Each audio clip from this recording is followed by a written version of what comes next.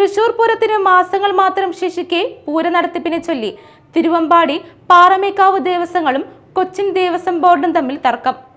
വർഷങ്ങളായി ഇരു ദേവസ്വങ്ങളും നടത്തിവരുന്ന പൂരം പ്രദർശനത്തിനൊപ്പം കൊച്ചിൻ ദേവസ്വം ബോർഡ് സമാന്തര പ്രദർശനം നടത്താൻ ടെൻഡർ ക്ഷണിച്ചതാണ് തർക്കത്തിന് കാരണം. നിലവിലെ കൊച്ചിൻ ദേവസ്വം ബോർഡ് അംഗങ്ങളുടെ കാലാവധി അവസാനിക്കുന്നതിന് തൊട്ടു മുൻപ് പ്രഖ്യാപിച്ച നീക്കത്തിന് പിന്നിൽ ദുരൂഹതയുണ്ടെന്നാണ് ആരോപണം.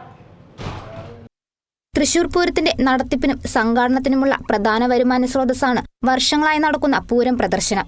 തേക്കിൻകാട് മൈതാനിയിൽ തിരുവമ്പാടി പാറമേക്കാവ് ദേവസ്വങ്ങളുടെ നേതൃത്വത്തിലാണ് ഇക്കാലമത്രയും പ്രദർശനം നടത്തി വന്നിരുന്നത്. സർക്കാർ സ്ഥാപനങ്ങൾ മുതൽ കോർപ്പറേറ്റ് കമ്പനികൾ വരെ പ്രദർശനത്തിന്റെ ഭാഗമായി പങ്കെടുക്കും. 1.5 മാസത്തോളം നീണ്ടുനിൽക്കുന്ന പ്രദർശനത്തിലൂടെ ലഭിക്കുന്ന വരുമാനം ഉപയോഗിച്ചാണ് തൃശൂർ പൂരത്തിന്റെ ചെലവുകൾ നടത്തിവരുന്നത്. എന്നാൽ ഇതിന് തിരിച്ചടിയാകും വിധമാണ് ഇപ്പോൾ സമാന്തര പ്രദർശനം നടത്താനുള്ള ദേവസ്വം ബോർഡിന്റെ തീരുമാനം. കൊച്ചിൻ ദേവസ്വം ബോർഡിന്റെ സമാന്തര പ്രദർശന നീക്കത്തിന് പിന്നിലുള്ള ഗൂഢാലോചന CBI അന്വേഷിക്കണമെന്ന് തിരുവമ്പാടി ദേവസ്വം സെക്രട്ടറി കെ ഗിരീഷ് കുമാർ പ്രതികരിച്ചു. ഇവർക്ക് 426 436 ക്ഷേത്രങ്ങളുണ്ട്.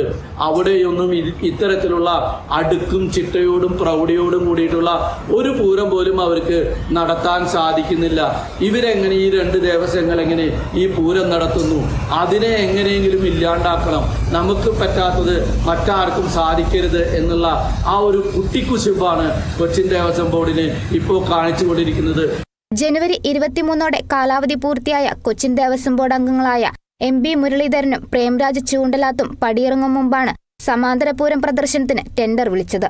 ഫെബ്രുവരി 21 പ്രദർശനത്തിലേക്ക് ടെൻഡർ ക്ഷണിച്ചുകൊണ്ടുള്ള പരസ്യങ്ങളും പുറത്തിറങ്ങി. ഇത് പൂരം നടത്തിപ്പിനെ വെല്ലുവിളിക്കും വിധമുള്ള നടപടിയാണെന്നാണ് വിമർശനങ്ങൾ.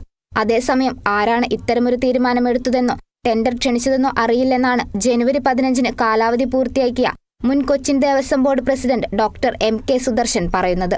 ട്രേഡ് ഫെയർസ് അതുപോലെ എക്സിബിഷനൊക്കെ നടത്താൻ വേണ്ടിയുള്ള ഒരു തീരുമാനം എടുത്തിട്ടുള്ളത്.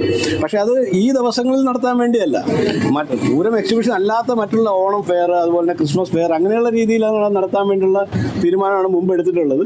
ഇതിപ്പോൾ എങ്ങനെയാണ് വന്നിട്ടുള്ളത് എന്നുള്ളത് അത് ബന്ധപ്പെട്ടവരായിട്ട് തീർച്ചയായിട്ടും അത് ചർച്ച ചെയ്യുന്നുണ്ട്.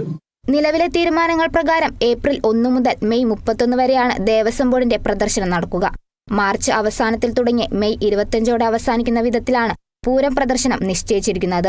1990 സമാനമായ പ്രതിസന്ധി ഉണ്ടായതോടെ പൂരക്കാലത്ത് മറ്റ് പ്രദർശനങ്ങൾ അനുമതി നിഷേധിച്ചുകൊണ്ട് തൃശൂർ കോർപ്പറേഷൻ യോഗം ചേർന്ന് തീരുമാനമെടുത്തിരുന്നു.